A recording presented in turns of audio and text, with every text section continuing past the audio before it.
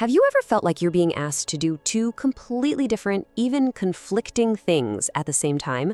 Well, today, we're going to break down a key apprenticeship behavior, B2.1, that kind of asks for exactly that. And we're going to do it by following the journey of an apprentice named Jody to see how she completely masters it. So, meet Jody. She's a level 6 project controls apprentice at a company called Ibis Stores. And right now, she's hit a bit of a wall with this one specific behavior, B2.1. It just feels so abstract, almost impossible to pin down. How on earth do you prove you're being resilient under pressure and environmentally conscious? It's a super common challenge, so let's unpack it with her. Feeling pretty overwhelmed, Jody does the smart thing.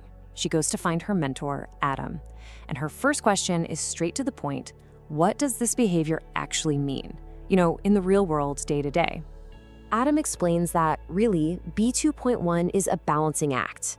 On one hand, it's all about keeping your cool, maintaining your professional judgment when things get stressful. But on the other hand, it's about making absolutely sure that the project's environmental goals don't get tossed aside the second that pressure starts to build. And Adam points out that for a level 6 professional like Jody, this goes way beyond just toughing it out. The expectation is higher. It's about a more mature, a more reflective response. It's not about just resisting change. It's about constructively responding to setbacks while thoughtfully weaving those environmental needs right into your project controls. So to really make this idea concrete, Adam uses an analogy. He knows that sometimes a powerful image can make a really complex idea just click into place. Jody, he says, I want you to think of yourself as a bridge builder. Your main job, of course, is to build a strong, reliable bridge. That's you delivering the project.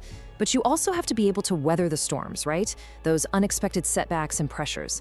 And all the while, you have this deep responsibility to protect the river flowing right below you. That's you progressing your environmental outcomes. Okay, that analogy really helps. Jody totally gets the what now. But her next question is the big one, the how. How does she actively start building this skill? For that, she turns to her coach, Olivia, to get a practical plan together.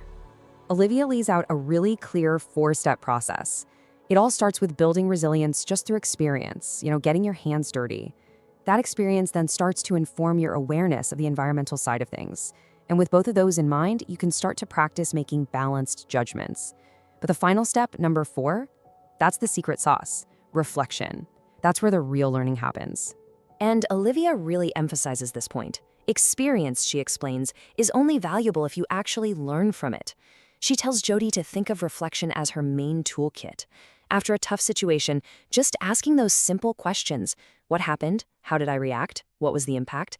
That's what turns a hard day into a skill you can actually demonstrate. All right, so with some practice and reflection under her belt, the next step is actually proving her progress.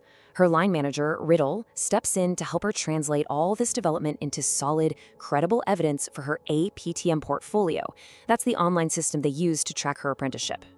Riddle makes it really clear that the APTM assessors value authenticity above all else. They aren't interested in what you would do in a hypothetical situation. They want to see what you actually did. So this can be things like your own written reflections, maybe some meeting minutes that show your influence, or even just feedback from colleagues who saw you in action. Riddle shows Jody exactly how to structure a really powerful reflective statement. She uses a simple format: context, challenge, behavior, and learning. This creates this perfect little story that demonstrates her facing pressure, making a balanced judgment, and, this is the critical part, identifying what she learned from it. This is precisely what assessors are looking for. So, with a strong portfolio taking shape, Jody's confidence is really starting to grow. Now for the final hurdle, the endpoint assessment, or EPA. Her coach, Olivia, runs a mock professional discussion with her to get her totally prepared. Olivia throws her a classic EPA question. It's open-ended, and it's designed to let the apprentice really showcase their competence using a real-world example. So how's Jody going to respond? And wow, Jody's response is just a textbook, distinction-level answer. Notice the specific language she uses: balanced decision-making, adapt control approaches, responding constructively.